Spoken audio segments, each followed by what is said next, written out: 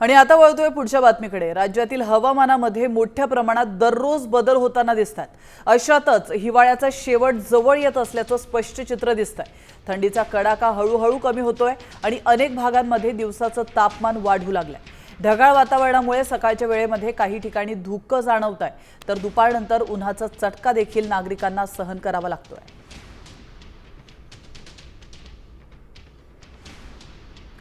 आपण पाहतोय ठाणे, नवी मुंबई, रायगड, नंदुरबारमध्ये अवकाळी पावसाची हजेरी पाहायला मिळाली। मुंबईतील कमाल तापमानात वाढ होण्याचा अंदाज वर्तवण्यात येतोय। पश्चिम महाराष्ट्रामध्ये कोरडं हवामान राहण्याची शक्यता आहे, तर मराठवाड्यात दिवसभर आकाश अंशतः ढगाळ राहणार आहे। विदर्भात आज वातावरण ढगाळ राहण्याचा अंदाज आहे।